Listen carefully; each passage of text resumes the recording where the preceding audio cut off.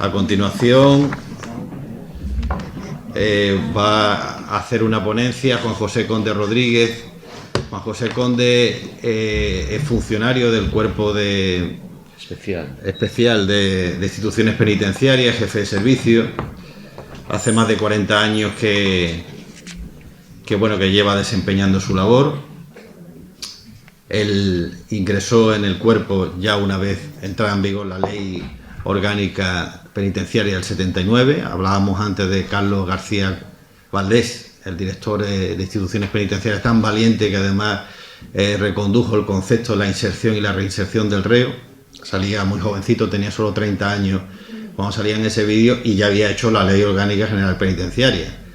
Y bueno, luego ya es una persona además catedrático de Derecho Penal, es para mí desde luego un referente.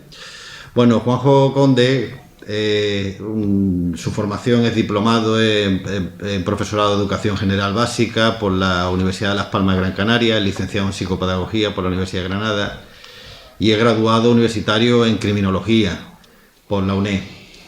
La primera promoción, es que si no lo digo entonces se enfada. Bueno, el caso es que es una persona con bastantes inquietudes, muy comprometido con su labor profesional, estudiante perpetuo también, como nuestro amigo Eleuterio. Y bueno, no me voy a extender porque me ha dado un currículum que entonces perderíamos casi la hora. Entonces yo me gustaría pasar ya directamente director de seguridad, en fin. Es una persona con una erudición y un conocimiento en la materia que va a hablar, que creo que es bastante interesante, entre otras cosas porque además el Centro Mendizábal es uno de los centros de vanguardia. Mañana tendremos la oportunidad, aquí tenemos su directora, que dedica unas palabras al principio de mi ponencia, al principio. Vamos a ver las zonas comunes, una zona, las de seguridad, por protocolos de seguridad, no se pueden llevar a efecto, es decir, sería la segunda visita después del Hacho. El Hacho sí va a ser mucho más interna, pero el Centro Mendizábal no. Pero sí, desde luego, en esta primera foto, yo creo que Juanjo lo va, y con esto ya le doy paso a él, se ven los avances que ha habido desde el antiguo presidio, que además con una infraestructura bastante obsoleta y acogida a una legislación, como hablaba García Cortés, obsoleta, y el actual, que desde luego yo creo que es de vanguardia y de los más punteros de toda España.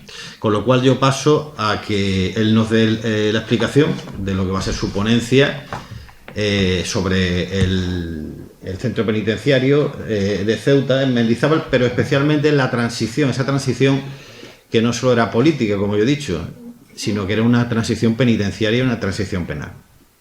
Cuando tú quieras. Bueno, buenas tardes a todos. Se nota que es amigo mío, ¿no? Un momentito. A ver, ¿se escucha o no? ¿Sí o no? Acércate aquí. Uf, difícil, ¿eh? Los medios hoy no nos acompañan. Yo me voy a ir. Se nota que es amigo mío. Bueno. Me ha puesto por las nubes. Bueno, antes de desarrollar mi ponencia, es muy difícil llegar a la altura de mis anteriores ponentes, pero lo vamos a intentar.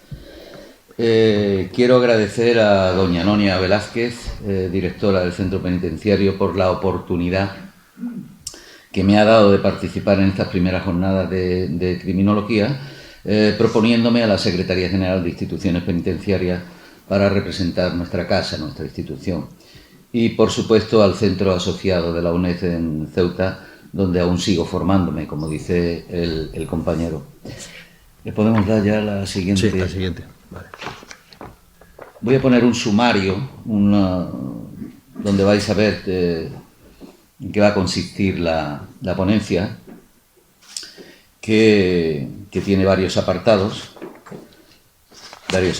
donde vemos en un primer epígrafe qué realidad nos encontramos en el contexto político-social de aquellos años. Ya el profesor Arnet ha hablado muy bien y muy documentado sobre el tema en su ponencia.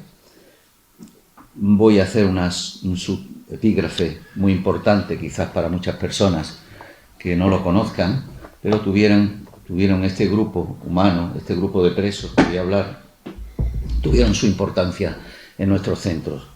Es el movimiento de presos sociales en la transición, la coordinadora de presos en lucha, llamaba COPE.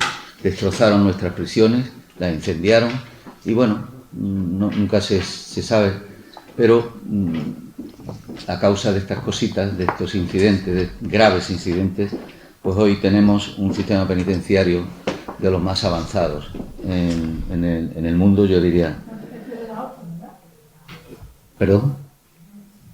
Comentario que han hecho.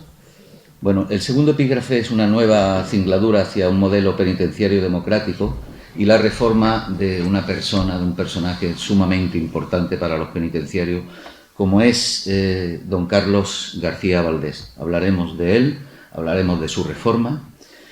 Un tercer epígrafe sobre la homosexualidad en las prisiones, ese paradigma de peligrosidad social y estigmatización. Y haremos hincapié en dos prisiones que fueron estandarte de estas personas, ¿no? Lamentablemente, fueron las prisiones antiguas, ya antiguas, claro, las prisiones de Huelva y Badajoz, respectivamente. Y por último, nos dedicaremos ya a lo nuestro, a lo que nos importa de verdad, a nosotros, los penitenciarios aquí en Ceuta, en nuestro vetusto centro de Los Rosales, ya que tiende a desaparecer, ese paso de Los Rosales al moderno, y donde estamos muy orgullosos de estar ahí, el moderno centro penitenciario de Mendizábal. Hablaremos del traslado y cierre de la vieja prisión y nos detendremos en la nueva prisión de Mendizábal, haciendo hincapié en las características de las instalaciones que tenemos, ya digo, modernas 100%, y en los programas de tratamiento y proyectos que se han llevado a cabo y que continúan en la actualidad. Yo hablaré de esas prisiones de la transición y cuando hable de la actualidad, pues es un cambio abismal.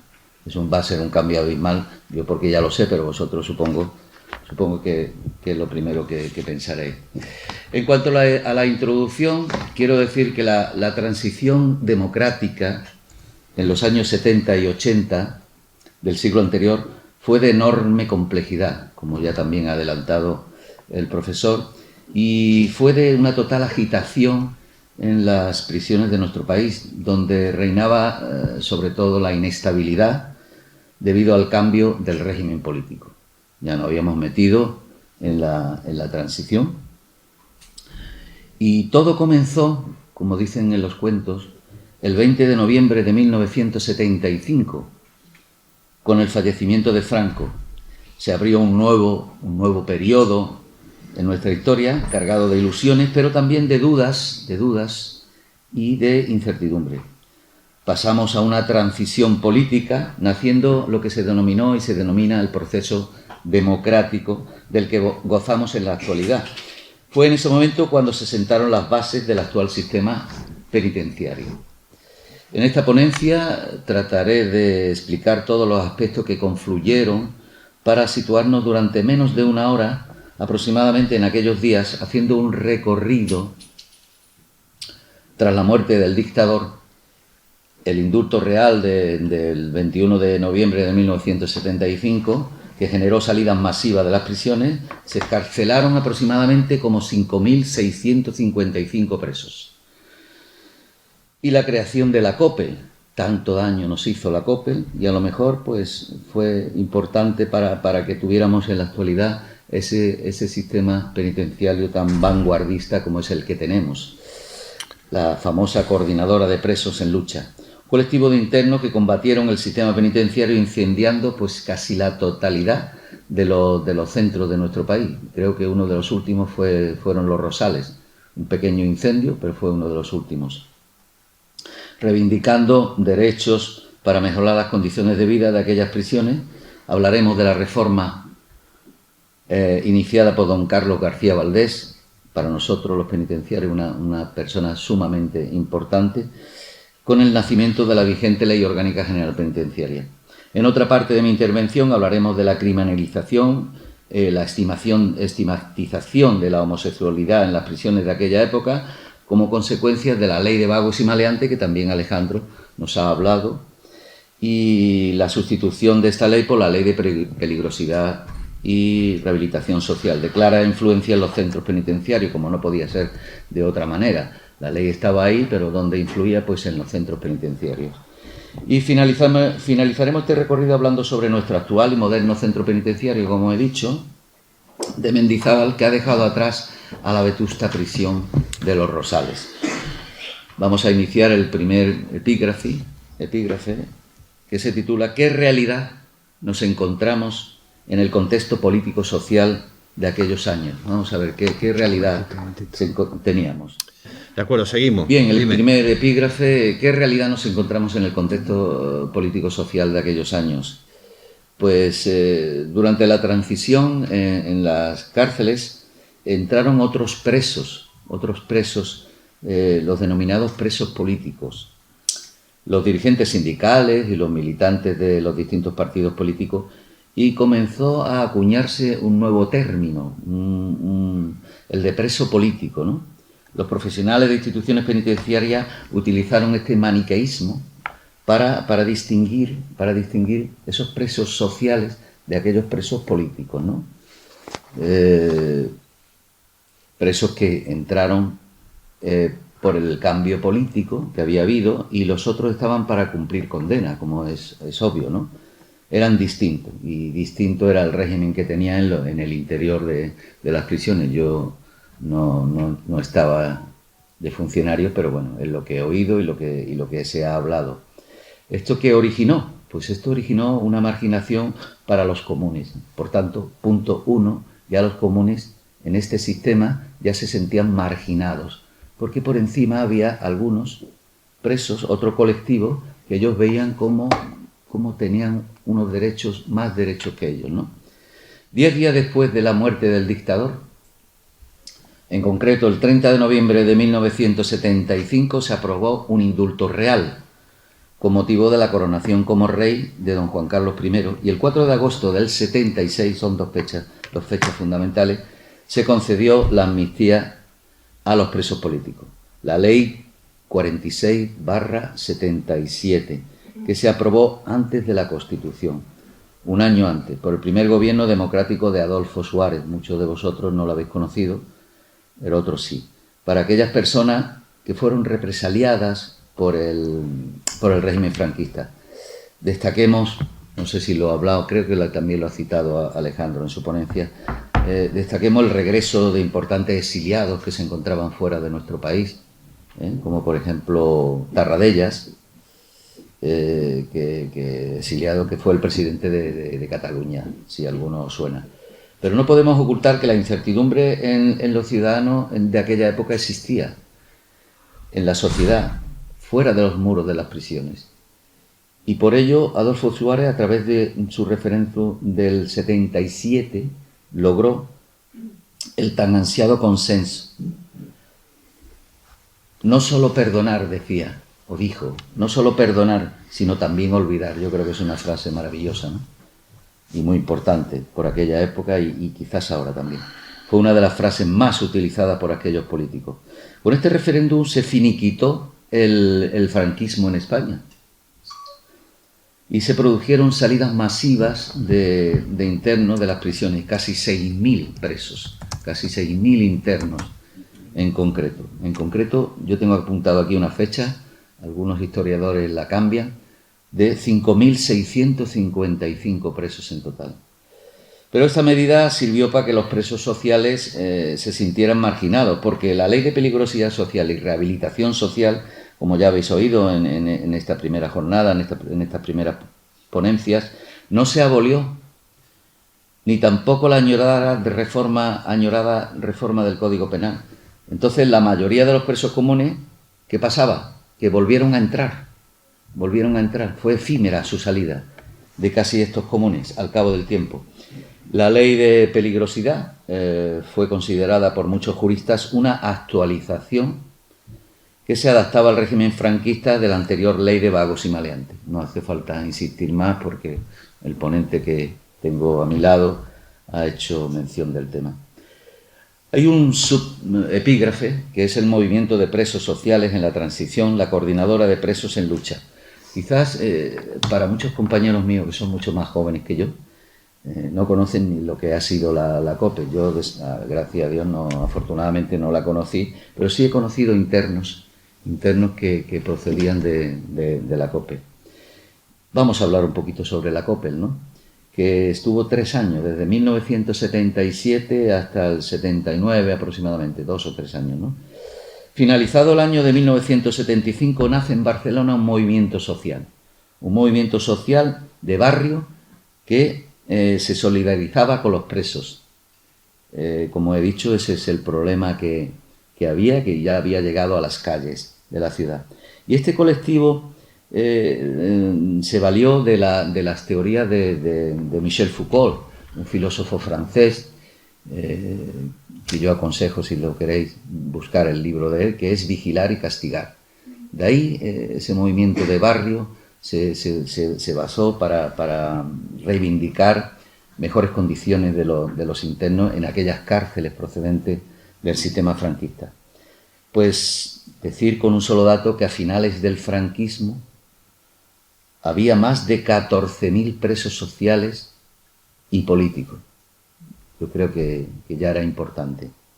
En febrero del 77 se originó, y aquí ya empezamos un aspecto muy desagradable y muy importante también en nuestra vida penitenciaria, que es el motín de Carabanchel. Y acto seguido, el 3 de marzo del mismo año, del 77, ya el problema carcelario, como he dicho, se traslada a la calle. Se organizaron unas jornadas en la Facultad de Ciencias de la Información de Madrid, donde ya la opinión pública conoció la situación y donde tuvo participación y voz un representante de aquella COPEL de entonces. Yo supongo que estaría en libertad en ese momento, ¿no? Continuando, decir que el Real Decreto Ley del 10/1976, de 30 de julio del 76 del mismo año, supuso la excarcelación de una parte de los presos políticos, los que denominaron en aquella época como menos conflictivos, entre comillas, ¿no? Y que no habían participado en actos terroristas, además de los objetores de conciencia al ejército. Muchos de vosotros sois jóvenes, mucho más jóvenes que nosotros, y objetores de conciencia. ¿Qué será eso, no?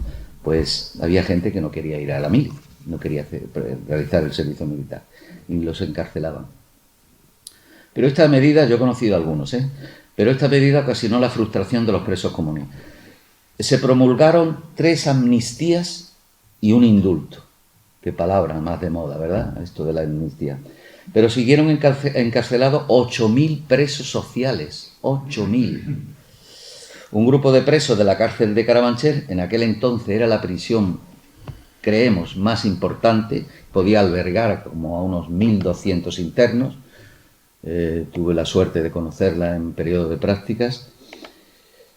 Pues bueno, comenzaron los incidentes con leves, con algunas protestas, con sentadas en los patios que suelen hacer los internos a modo de protesta, una sentada en el patio, pasiva, exigiendo la presencia del director para que el director apareciera en los patios.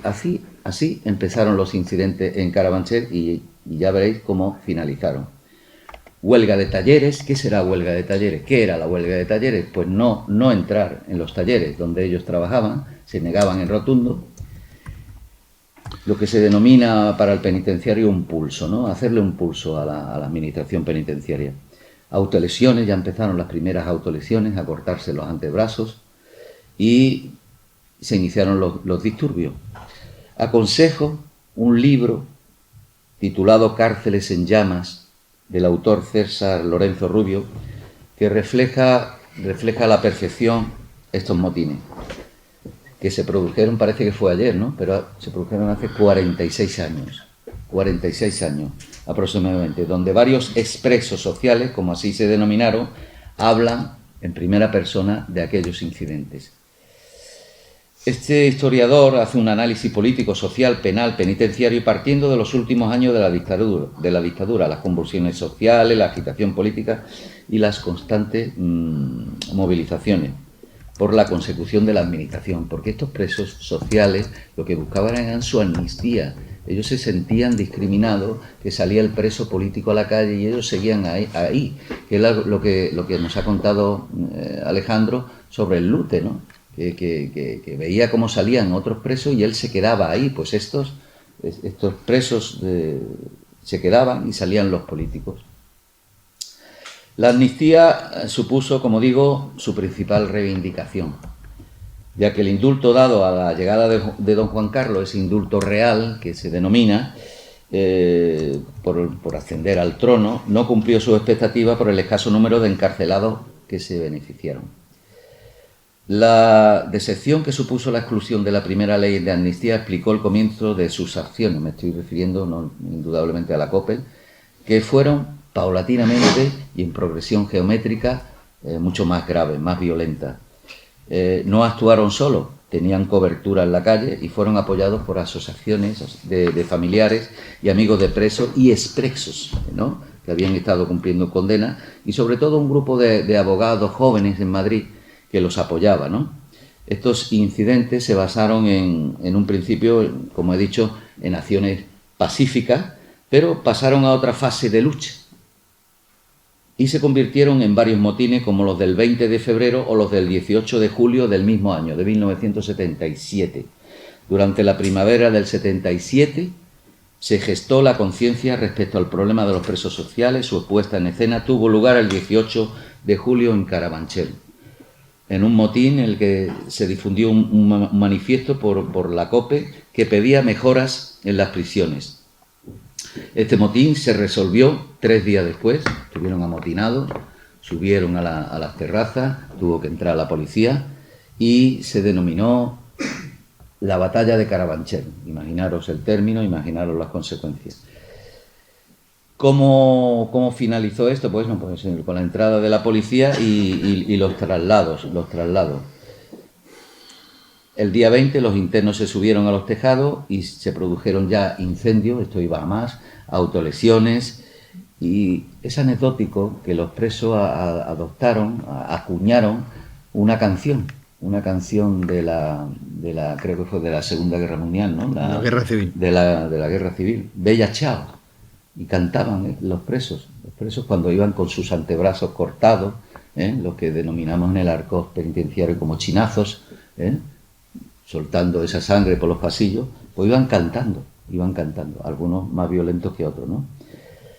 Ese día, que he hablado, el día 20, era un domingo, y 26 presos de la tercera galería a las 5 de la tarde se cortaron las venas. Toda la galería se cortaron las venas, se cortaron el estómago, la barriga, y diversos ingirieron, como dice el libro, ingirieron objetos, entre ellos muelles de camas. Los he visto. Antiguamente existían las camas, existían los muelles de cama que soportaban el somier, ¿no? Pues esos muelles se lo tragaban. Monedas, clavos, mangos de cucharas, porque existía la cuchara, afortunadamente ya ha desaparecido, pero yo llegué a conocerla. La cuchara se le repartía antes del reparto de cualquier comida, una cuchara metálica. Eso nos trajo muchísimos problemas. Pues se tragaban esos mangos de cucharas, muelles de cama, monedas, clavos, mangos de cuchara, y fueron trasladados al hospital del propio complejo penitenciario. Ya está desaparecido, pero tuve la oportunidad de conocerlo en mis prácticas. El complejo penitenciario de Carabanchel no era solo una prisión, sino que era lo que en sí era el centro de cumplimiento, un centro para jóvenes, y enfrente estaba el hospital. Entonces era un reguero de camillas de presos con los brazos cortados, con objetos y cuerpos extraños en el interior de sus organismos hacia el hospital. Era tremendo. A modo de anécdota os diré que hasta ese que también tenía el complejo penitenciario de Carabanchel un pequeño cementerio detrás. Yo lo vi también, un pequeño cementerio, y los mal pensados diréis, bueno, allí es donde se enterraban a los torturados. Pues no, allí se enterraban desafortunadamente aquellos internos que no tenían condición económica, que no tenían familia, que no se sabía de dónde procedía, en fin, y allí se enterraban estas pobres criaturas, ¿no? No sé qué habrá pasado porque ya el centro penitenciario fue derribado. ¿Qué reivindicaciones tenía la COPE? ¿Qué reivindicaciones? Pues las vamos a citar. Entre otras eran la inclusión en la ley de amnistía, imposible totalmente, como se verá más adelante. La profunda reforma del Código Penal, tampoco la consiguieron. La desaparición de las jurisdicciones especiales, ¿a qué llamamos sus jurisdicciones especiales? Que entraban muchísimos presos en aquella época, pues al Tribunal de Orden Público, la Ley de Bandidaje y Terrorismo, que también ha hablado Alejandro, la Ley sobre todo de Peligrosidad Social, los consejos de guerra militares a civiles, etcétera. Querían también la depuración, ellos lo denominaban así, la depuración de los jueces y de los carceleros, ¿no? Así nos denominaban.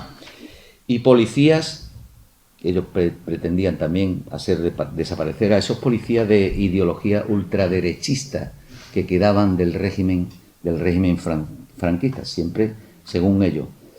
Y en muchos casos torturadores, en fin, una profunda reforma de las prisiones.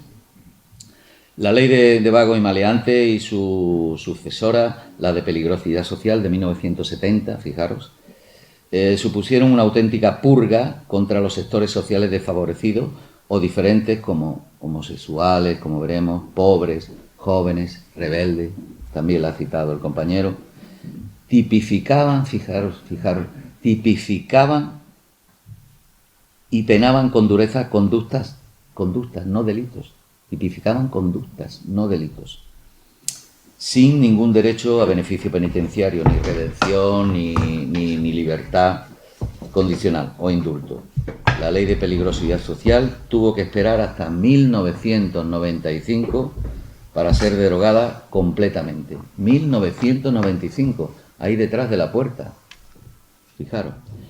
Aunque los incidentes, hoy va a estar dando la lata el tema, aunque los incidentes comenzaron en la prisión de Carabanchel, continuaron en otras prisiones muy importantes en aquella época, como Ocaña, la prisión de Ocaña, la prisión del Dueso en Santander, Puerto de Santa María, el famoso penal donde se fugó el Lute. Ya os contaré que el Lute se fugó un fin de año, y tuve la oportunidad de conocer a algunos compañeros que fueron sancionados por su fuga, porque pasó por todos los tejados.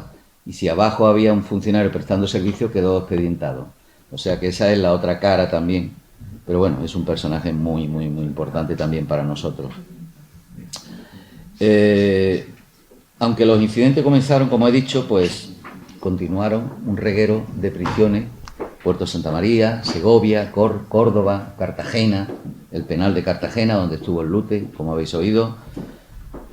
2 prisiones importantes de mujeres, la de Yeserías en Madrid y la Trinidad en Barcelona. Estas 2 prisiones también en unos incidentes leves, las mujeres también, las internas también participaron. Deciros que la prisión de los Rosales pues fue una de las últimas y consistió en un incendio leve, no tuvo graves consecuencias según me han comentado los funcionarios. Incluso hubo muy buena participación y ayuda por parte de los internos a la plantilla, porque había un funcionario, esto lo voy a contar como anécdota, había un funcionario que se dejó dentro una radio pequeña, tipo petaca, ¿no? Que ya veréis que estaban prohibidas en los centros, pero bueno, el funcionario lo tenía y ahí escuchaba el hombre sus partidos y los presos dijeron: sálganse que vamos a incendiar la cárcel. Y este hombre se dejó la radio allí. Entonces los presos le sacaron la radio para que no ardiera. O sea que bueno, también tuvo su pequeño porcentaje de autoría en nuestra cárcel. Los presos en aquel entonces tomaron la palabra y la organización COPEL se declaró al margen de cualquier partido político o grupo de presión. Ya ellos pasaban, iban a lo suyo y no tenían ninguna unión con los partidos políticos en fin. El gobierno respondió, la verdad, con contundencia, y eso extendió las raíces de la COPEL. La situación de máxima tensión interna aconteció en el centro penitenciario de Carabanchel el 14 de marzo de 1978. Como veis, Carabanchel ha tenido un protagonismo muy importante dentro del sistema penitenciario español, con la muerte, aquí eso fue un punto de inflexión, con la muerte de un miembro de la COPEL, en concreto un recluso anarquista, Agustín Rueda Sierra, que vino conducido de la prisión de la Modelo de Barcelona y bueno, hay hechos probados. Fue muerto tras una paliza por excavación y descubrimiento de un túnel. Este señor participó en la excavación de un túnel para fugarse. Entonces, por las circunstancias que no voy a entrar, murió el hombre. 3 días después, el juez procesó por presunto delito de homicidio al director de la prisión, al subdirector, al jefe de servicios y a 9 funcionarios. Así terminaron las cosas. Sumario continuó y se cerró en 1988, la Audiencia Provincial de Madrid los condenó a todos estos funcionarios por un delito de imprudencia temeraria, con resultado de muerte a 10 años de prisión. O sea, de pasar de un lado, pasaron al otro. Muerte que se produjo la noche del 13 al 14 de marzo de 1978. El 13 murió este señor. Llega don Jesús Haddad como director general de instituciones penitenciarias en diciembre de 1977, que generó esperanza tanto a los internos como a los funcionarios, pero adoptó una decisión que no gustó sobre todo a la COPE, porque recluyó en el penal del Dueso en Santander a 500 presos, los más conflictivos, los que más estaban originando y participando en incidentes, los más representativos de la COPE. Allí los mandó al penal del Dueso con el fin de aislar a los principales líderes. Este suceso precipitó unos días más tarde, fijaros, el 22 de marzo del 78, muy poquitos días, y este señor sufrió un atentado para el director. Jesús Haddad fue tiroteado cuando salía de su domicilio a balazos frente a su domicilio. O sea que ¿quién reivindicó este atentado? Bueno, pues este atentado lo reivindicaron 2 grupos diferentes. El Grapo, que no sé si alguno os sonará, el grupo revolucionario antifascista 1 de octubre, que hemos tenido. Yo no sé si ahora todavía hay internos del Grapo, pero bueno, también he tenido la oportunidad de conocerlos. Y otro grupo, el Grupo Autónomo de Apoyo a Presos en Lucha, GAPEL, identificado como los grupos armados de la COPE. Eso no se llegó, entiendo, no tengo muchos datos, no se llegó a comprobar, ¿no? Tras la muerte del iniciador del anteproyecto, porque este señor inició un anteproyecto de la Ley General Penitenciaria, el día 30 del mismo mes aparece don Carlos García Valdés, al que dedicaremos más adelante un capítulo importante de esta exposición. Asumió en un momento trepidante y peligroso la Dirección General de Instituciones Penitenciarias. El Gobierno y el Parlamento rechazaron ya definitivamente el indulto. O sea que imaginaros cómo estarían estos presos comunes, cuando ya el Parlamento y el Gobierno rechazan sí o sí el indulto que ellos tanto querían, ofreciendo una alternativa reformista dirigida por un especialista en temas penitenciarios y políticamente independiente, pero no a la libertad de los presos, que es lo que ellos querían, ¿no? Los presos querían su libertad, no querían modificaciones en ese sentido, y por tanto fue rechazado el proyecto por la totalidad del Senado, ¿no? Debo reseñar, como no podía ser de otra manera, algunos aspectos finales muy importantes. Es obvio que la COPE puso en jaque a nuestro sistema penitenciario durante los años 70, tanto dentro de las prisiones como en el exterior, en la calle con los denominados comités de apoyo, pero no lograron esa ansiada amnistía, lamentablemente para ellos, ¿no? La gran mayoría de las acciones de protesta fueron protagonizadas por hombres, que por otra parte representaban el 95% de la población reclusa. Las protestas eran hombres, ¿no? Aquellos días. Pocos actos de indisciplina se produjeron por parte de las mujeres internas, muy poquitos. Finalmente, el Senado aprobó el 24 de mayo del 78 la reforma carcelaria, que significó una auténtica denuncia del sistema penitenciario. Pasamos a un nuevo epígrafe, a un horizonte ya mucho más claro, que es una nueva singladura hacia un modelo penitenciario y democrático, la reforma de Carlos García Valdés. ¿Podemos ponerla? Sí, ¿no? El 30 de marzo del 78, Carlos García Valdés ocupó el cargo de director general de instituciones penitenciarias. Era un joven profesor de trayectoria democrática y estudioso del derecho penitenciario. Era un verdadero especialista en el derecho penitenciario, que fue expulsado de la universidad durante el franquismo y que fue inhabilitado para ejercer su profesión de abogado. En uno de los peores momentos de la historia penitenciaria española, con más de 30 prisiones destruidas por los motines, quemadas, fijaros el momento en que este señor tomó posesión de su cargo. No era ninguna perita en dulce, haciendo gala sobre todo desde los principios de un talante dialogante genial, y resuelto a continuar la reforma penitenciaria iniciada por el otro señor, el señor don Jesús Ada, que lamentablemente fue asesinado, como os he dicho, ¿no?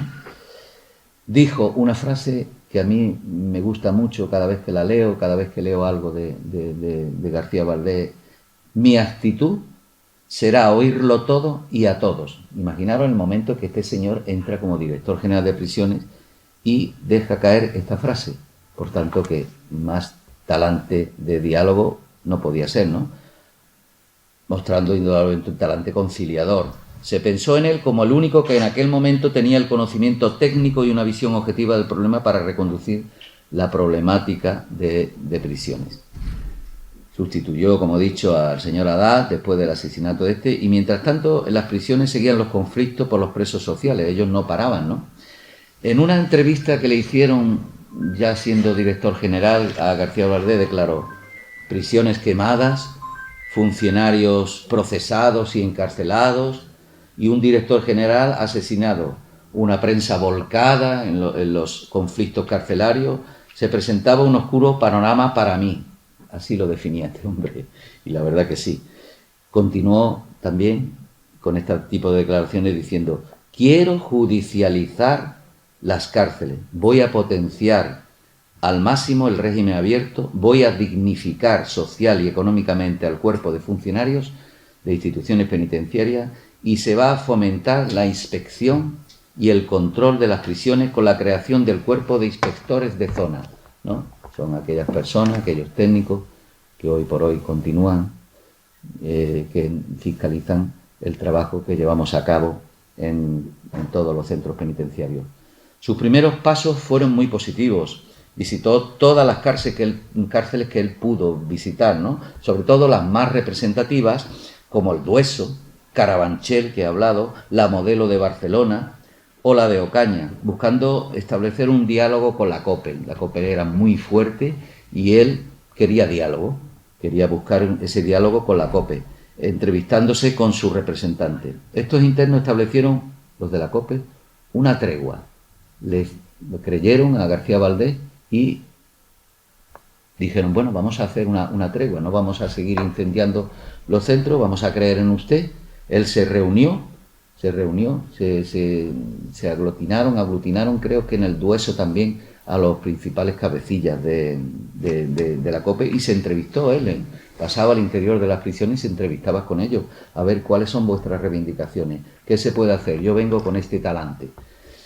El primer objetivo de García Valdés era la consecución de una ordenada convivencia. Imaginaros cómo estaban las prisiones, eso no había orden ahí de ningún tipo, quemadas las instalaciones, y eso eran reinos de taifa, donde en una galería mandaban unos presos, en otras galerías mandaban otros, y él buscaba una ordenada convivencia.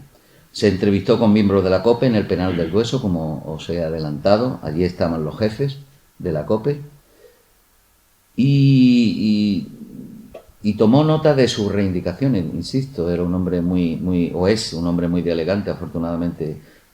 Después viajó a la Modelo de Barcelona, observando de primera mano el hacinamiento, la miseria, las celdas quemadas, como él declaró, ¿no?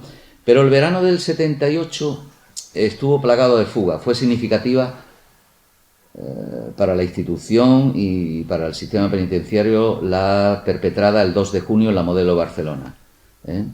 No sé si he puesto ahí se ve cómo se suben ahí a las terrazas, ¿no? Donde lamentablemente se fugaron 45 internos. 45 internos a pleno luz del día. Muy sospechoso, ¿no?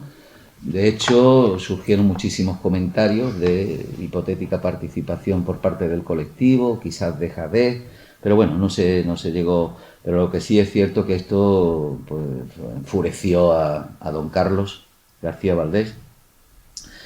Y a partir de ahí, pues también fue un punto de inflexión, porque él llegó con mucho diálogo, pero la COPEL no paraba. La COPEL dio una tregua, pero inmediatamente querían conseguir su amnistía y de ahí no se bajaban, ¿no? Teníamos un reglamento obsoleto, no teníamos ley orgánica general penitenciaria. ¿Qué hizo el director general?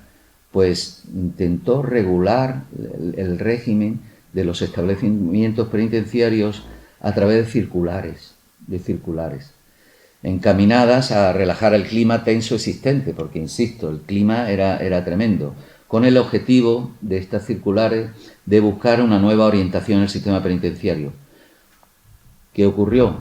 ¿Qué ordenó este señor en estas circulares? Pues se flexibilizaron las comunicaciones y los vis a vis, eso que también os suena. Se suprimió la censura sobre la posesión de ciertos libros y prensa. En aquel entonces no podían entrar todos los libros a las cárceles, ni todas las revistas, ni todos los periódicos, ¿eh? Se autorizaron los transistores, fijaros qué curioso, se autorizaron los transistores, no podían tener transistores los internos, y este señor lo autorizó. Se despenalizaba la huelga de hambre que te sancionaban por declararte en huelga de hambre. Hoy todavía lo siguen haciendo algunos internos. Y se despenalizó las autolesiones, ¿no?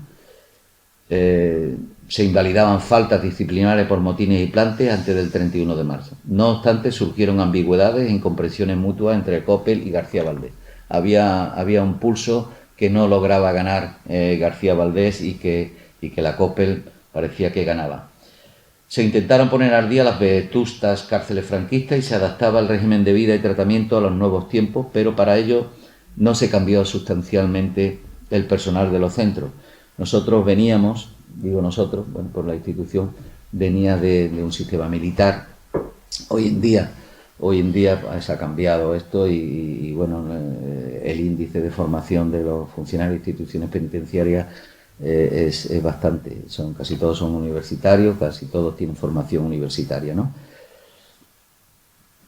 No había formación en aquel entonces para los funcionarios y estaban acostumbrados a otro tipo. Ese señor le dio un vuelco, quería darle un vuelco a lo penitenciario como una vuelta de calcetín. Quería potenciar el régimen abierto, pudo comprobar que existía una gran aglomeración y hacinamiento de reclusos, primarios y reincidentes estaban todos mezclados, preventivos y penados también estaban mezclados. Había hasta 4 años de media recluidos en situación de preventivo podían estar estas personas. Sí, había gente ahí que estaban en las cárceles que la presunción de inocencia, pues no sé dónde figuraba, en sus mentes solamente, ¿no? También faltaban medios materiales y humanos, los presos no se comunicaban con el exterior y se constataba la pervivencia de malos tratos y torturas, ¿sí? ¿Para qué vamos a decir que no? Su primer objetivo, yo lo he subrayado en esta ponencia, pasaba por la consecución de una ordenada convivencia dentro de los centros y establecer un diálogo con la COPEL. No sé cómo andamos de tiempo, andamos bien, justito, ¿no? Justito ya. Bueno, pues todas estas intenciones, voy a intentar resumir, no mejoraban las condiciones de vida. Pero él lo intentaba a través de estas circulares que fueron muy importantes durante su gestión. Y bueno, ya más importante que la Ley Orgánica General Penitenciaria. Pero como no existía una ley penitenciaria, pues él lo subsanaba de esta forma, ¿no? Otro aspecto importante de la reforma penitenciaria es la inclusión de cárceles de máxima seguridad como la de Herrera de la Mancha. Ya él pensó que, bueno, la COPEL vamos a darle un poquito de margen, pero llegó un momento en que la COPEL ya mantuvo un pulso importante y él ordenó construir la prisión de máxima seguridad. Hubo dos y en ese momento. La primera fue Herrera de la Mancha, donde se enviaron a los cabecillas. Pero yo quiero destacar otra cosa muy importante de este señor, que es los permisos de Navidad del 78. Fijaros, este señor se arriesgó a poner en la calle durante unos días a determinados presos. Yo entiendo yo entiendo que cumplieron un determinado perfil para pasar las Navidades con su familia. Fijaros si era vanguardista, fijaros la idea vanguardista. Hoy por hoy, pues en la Ley Orgánica General Penitenciaria, pues tenemos en el artículo 155, ¿no? Por ejemplo, del reglamento, los permisos extraordinarios, los permisos ordinarios, en fin, que él se adelantó a lo que él iba a parir, que era su Ley Orgánica General Penitenciaria, y digo yo su ley porque realmente él fue el padre y dejó, hubo como 1500 solicitudes para disfrutar de estos permisos de Navidad. Este señor se arriesgó a que muchos no volvieran, y así fue, ¿no? Algunos no volvieron. Pero bueno, él dio ese paso tan vanguardista en la ley. Un aspecto que ya he citado antes fue la fuga de la Modelo en junio del 78, que fue un punto de inflexión decisivo que hizo cambiar el tono de la reforma, porque el clima de insurgencia continuaba con constantes motines, autolesiones e incendios. Estos hechos indicaban que García Valdés podría estar siendo objeto de un boicot planeado. Se llegó a comentar que por parte del colectivo de prisiones, pues tenían los funcionarios, no, algunos. Afortunadamente se le dio la vuelta a la tortilla y comenzaron a participar. Él creo que llegó a decir: la reforma la voy a hacer con los funcionarios o sin los funcionarios. Si es con los funcionarios, mejor. Entonces, fueron muchas las circulares de este señor, voy a resumir un poquito, ¿no? Pero una primera circular del 13 de abril, que fueron normas provisionales para la unificación de criterios en los centros, elaborada 14 días después de su nombramiento, recogiendo términos aperturistas, sobre todo en las relaciones de los internos con el exterior, potenciando los permisos de salida, las visitas íntimas, el uso de transistores, que lo he citado antes. Así continuaron sucesivas circulares que dotaron de mayor humanidad, fijaros la palabra, mayor humanidad, inculcando y perfilando las prisiones de modernidad. Circulares que enlazaron con la normativa penitenciaria que vendría con el nacimiento de la Ley Orgánica General Penitenciaria el 26 de septiembre. Así, grosso modo, más o menos. El siguiente epígrafe es: ¿qué suponía la culminación del proyecto reformista en las prisiones? Pues recordemos que este era el primer texto codificado que codificaba las prisiones en España con rango de ley. No había una ley penitenciaria. El primer paso fue la creación en el 78 de la Comisión Especial de Investigación sobre la situación de los presos. La ley se basaba, tenía en cuenta el marco internacional vigente, como las reglas mínimas, muy importantes, para el tratamiento de los reclusos, promulgadas por la ONU en 1955. El texto fue redactado casi íntegramente por García Valdés, con el apoyo del ministro Landelino Lavilla y del gobierno de Adolfo Suárez.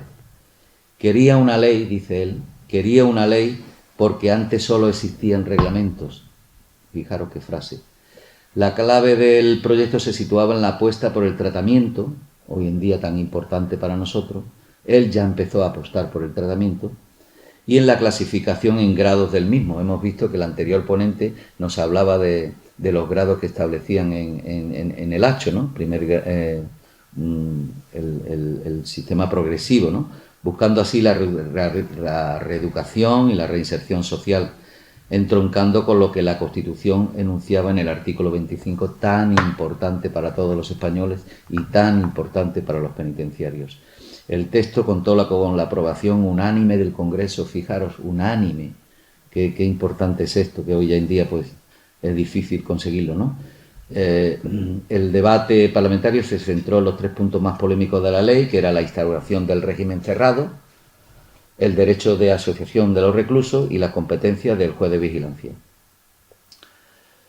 Bueno, yo destacaría la creación en la Ley Orgánica General Penitenciaria como el garante de los derechos de los internos, y es la figura del JVP, que decimos nosotros, el juez, ilustrísimo juez de vigilancia penitenciario. Fue y es una figura muy importante para nosotros, para los internos, y es el garante de los derechos de todos los internos.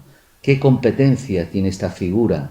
¿Qué competencia tiene? Pues conocer el paso de los internos a aislamiento, aprobar sanciones superiores a 14 días, resolver la libertad condicional, resolver los recursos, En fin, la creación de esta figura puede calificarse como uno de los hallazgos más importantes que constituyó, insisto, en el garante de nuestro sistema penitenciario. Dijo otra frase, este señor tiene muchísimas entrevistas y yo me quedo con una nueva frase que dijo en una de estas, que dice: no era una ley utópica, cuando se le ha preguntado, ahora se ha cumplido 40 y tantos años de la ley, no era una ley utópica, como decían los funcionarios, ¿no? Aunque sí cara. No teníamos centro, había que invertir muchísimo y él apostó. Afortunadamente hoy tenemos los centros tan vanguardistas que tenemos y mucha culpa, entre comillas, la tiene él, ¿no? Carlos García Valdés. Este señor cumplió su palabra y volvió a la universidad, de donde lo sacaron, de la universidad.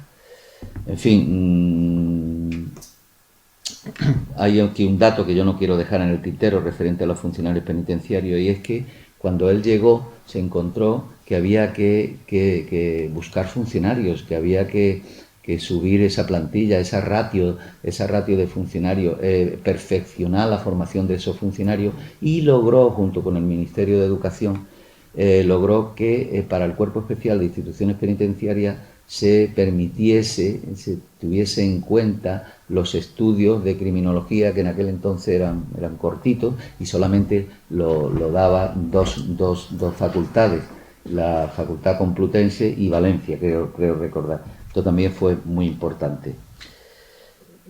Después de 44 años, a pesar de las posibles modificaciones necesarias, ya para finalizar este paso, nos enorgullece a los penitenciarios, agradeciendo a don Carlos García Valdés todo el esfuerzo y dedicación que dedicó a su nacimiento.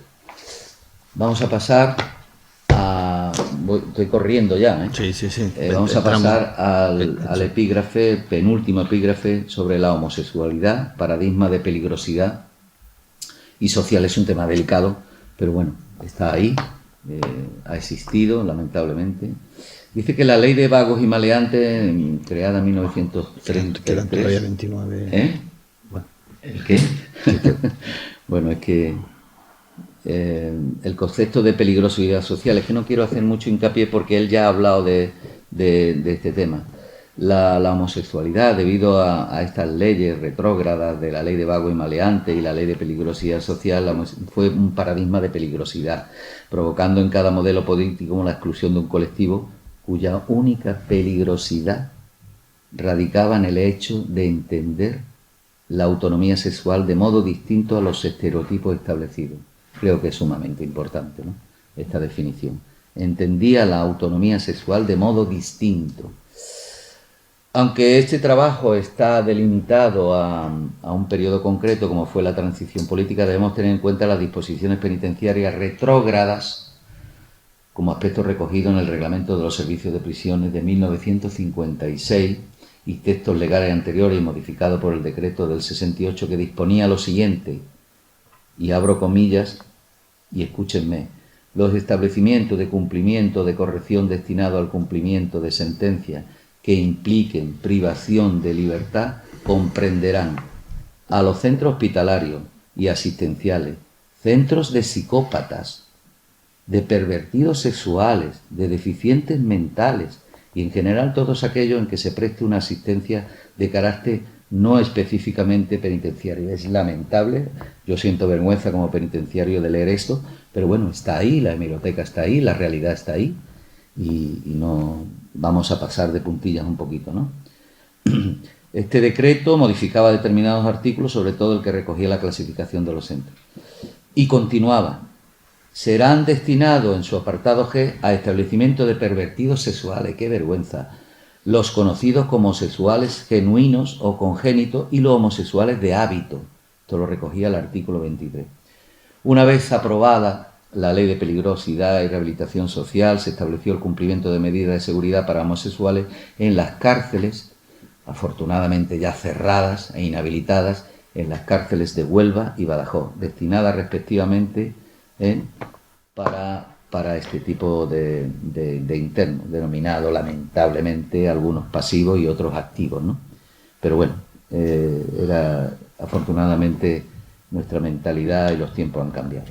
El tratamiento consistía en un aislamiento, una disciplina laboral por tiempo indeterminado, pero sin exceder de 3 años. Algunos estaban hasta 5 años, dirigido a que el homosexual, fijaros, pueda, una vez superada su peligrosidad, fijaros qué peligrosidad pueden tener estas personas, llevar una vida en libertad, alejada del delito, sino a que deje de actuar como tal. Sin comentarios, porque ya quiero de pasada hablar de estos 2 centros donde estuvieron estas personas, lamentablemente, que eran las prisiones de Huelva y Badajoz. Fueron máximos exponentes de la persecución contra la libertad sexual en España. Fueron símbolos de castigo y exclusión social para aquellos que decidieron ejercer su libertad y ser o amar diferente. Desde finales de los años 60 del siglo XX y hasta 1978, hasta hace bien poco, la dictadura de Franco convirtió a estos lugares en centros de internamiento para homosexuales y transexuales.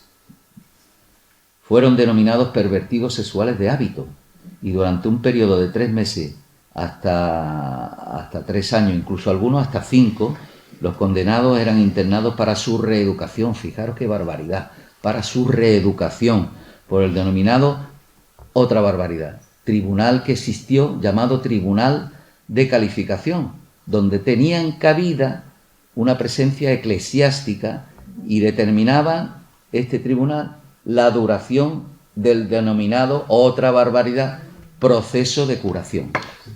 Sin comentarios, ¿no?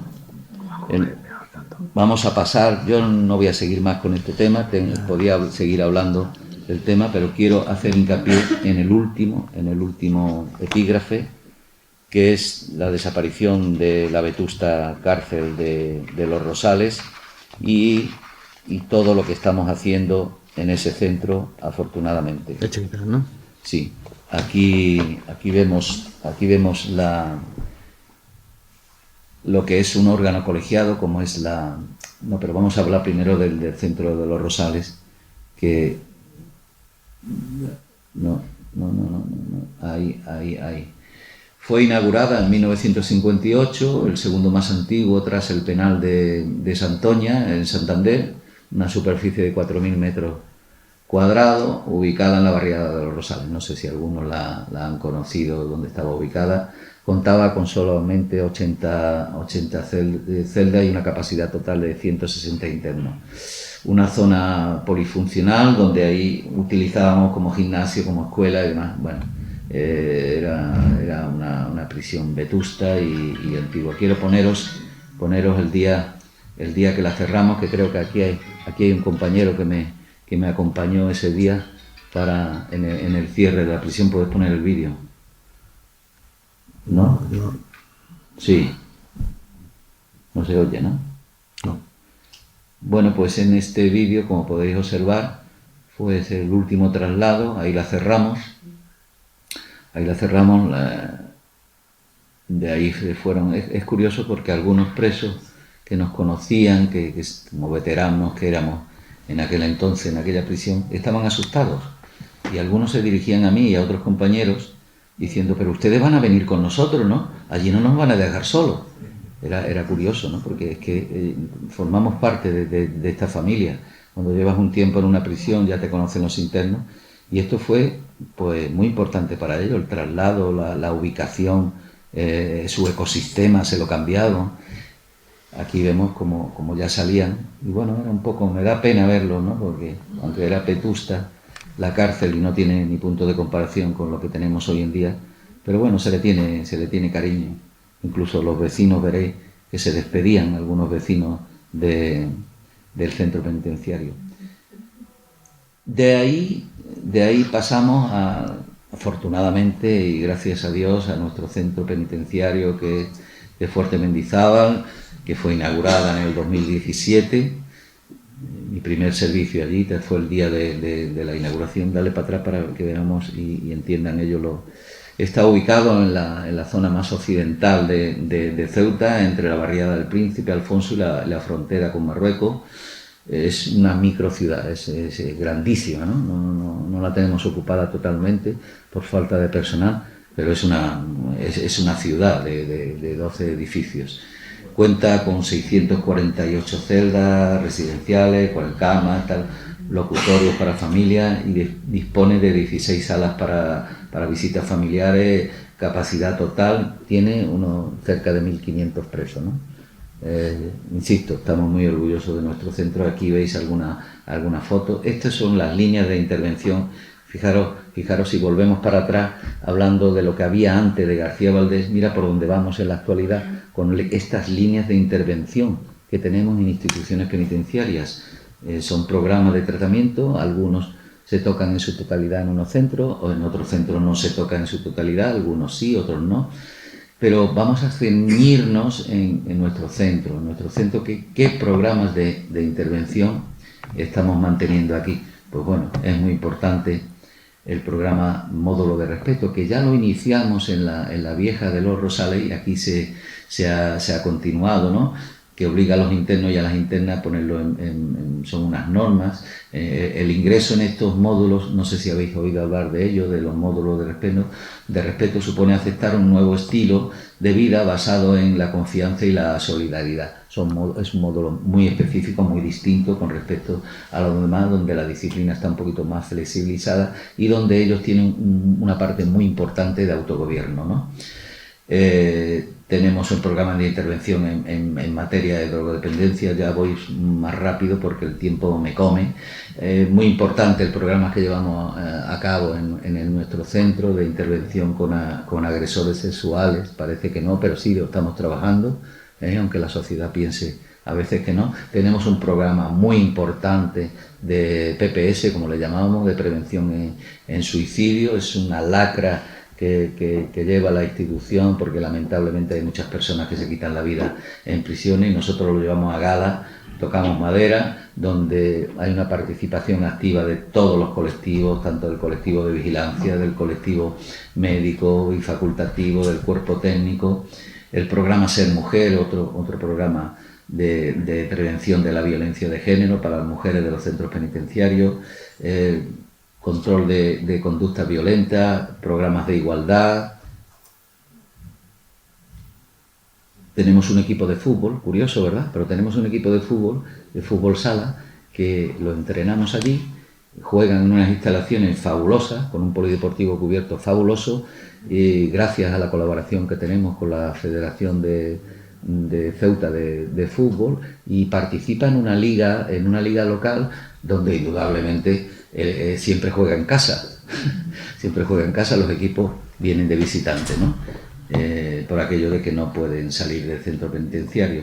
Una asistencia educativa con la participación del Instituto Avila, en fin, como estáis viendo, programas ocupacionales. Destacar el programa de taller teatro, que en estos días se ha desarrollado una obra de teatro muy importante, donde los internos han participado y las internas, y donde se han llevado un tiempo considerable de ensayos, y no llegué a ver la obra porque no estaba ese día, pero me han dicho que ha sido un éxito total, donde han participado profesionales de instituciones penitenciarias, educadores, en fin, una importante participación nuestra.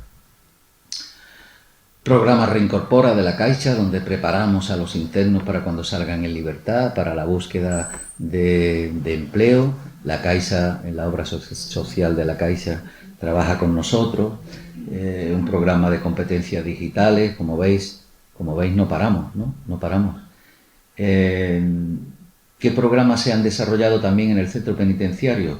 Pues bueno, yo desde aquí también tenemos aquí a mi directora, pero antes también le debemos dedicar un sitio también al anterior director, a don Pablo, porque también durante 3 años también ha hecho una muy buena labor, que yo sé que lo va a mejorar doña Nonia, ¿no? Tiene un listón alto, pero lo va a mejorar. Luchamos contra, hemos colaborado en el proyecto de sobredosis, reparto de medicación. Y deciros que mañana, seguramente, a lo mejor lo veis, se ha creado una unidad canina, con participación de un can que forma parte ya de nuestra plantilla, y de un funcionario como guía, que interviene en las labores contra la droga y que está haciendo un trabajo fabuloso, fabuloso. Esta es mi última diapositiva, que es mía, que me recuerda a mi juventud, y digo que los años pasan, pero sigo estando orgulloso de mi profesión. Y creo que hasta aquí me han apretado mucho, Bueno, pero bueno, bueno, creo muy bien. que...